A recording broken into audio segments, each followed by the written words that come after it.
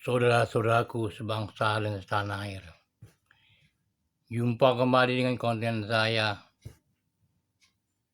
Salam kearifan lokal, salam nama budaya, salam kebajikan, salam Nusantara, salam NKRI, salam Indonesia, salam Pancasila.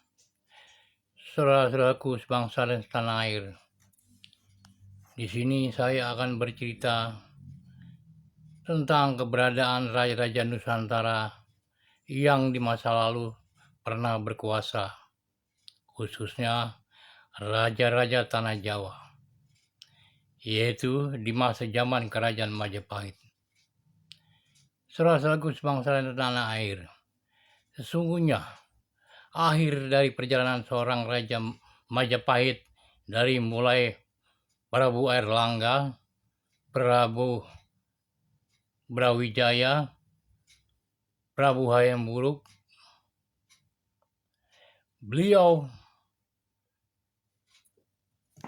di masa akhir jabatannya atau tanpa kekuasaannya, beliau biasanya moksa.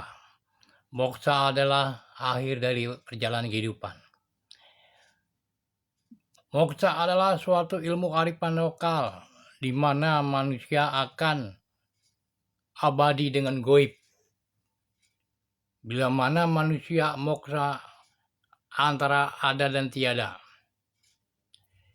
Biasanya raja-raja zaman Majapahit, beliau meninggalkan kerajaan dan melakukan tapa brata selamanya, sehingga wujud beliau menghilang dalam arti kata antara ada dan tiada. Nanti bebasnya moksa beliau setelah yaumul qiyamah, bumi dihancurkan, berarti moksa beliau telah habis dan masa pertanggungjawaban beliau terhadap yang kuasa. Semua umat manusia pun demikian. Di yaumil qiyamah akan dipertanggungjawabkan. Yang disebut moksa adalah ilmu akhir dari perjalanan seorang raja. Pada dasarnya manusia itu yang hidup di alam dunia, mereka mempunyai alam masing-masing. Contohnya alam jasad yang disebut alam kabir. Alam roh disebut alam sangir. Jadi manusia hidup ini di dua alam, antara alam kabir dan alam sangir. Kenapa jasad mempunyai alam kabir? Karena tidak ada alam kabir, jasad itu tidak akan hidup. Contohnya rambut bisa panjang, kuku bisa panjang, karena mempunyai alam. Jadi manusia hidup itu walaupun satu wadah tapi lain alam. Alam kabir dan alam sangir.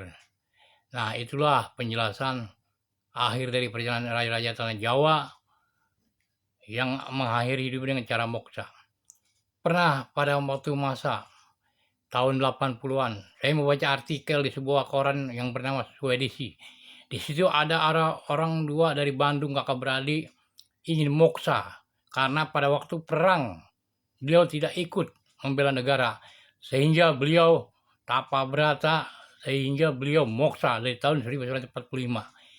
Antara ada dan tiada. Kalau ingin melihat jasad raga beliau, Anda harus puasa dulu. Tepat letaknya di desa Warung Gundung, Kabupaten Rangkas Bitung. Itu dekat makam Ki Buyut Sakti Jayakawasa. Demikianlah penjelasan raja-raja zaman dulu yang pada akhir masanya akan moksa. Seperti Kanjeng Ratu Selatan, beliau bernama Dewi Ratna Suwindi. Beliau tidak ingin mati. Dengan guru beliau berkata, manusia itu pasti akan mati. Kalau Anda tidak akan mati, Anda harus moksa, yaitu tapa brata.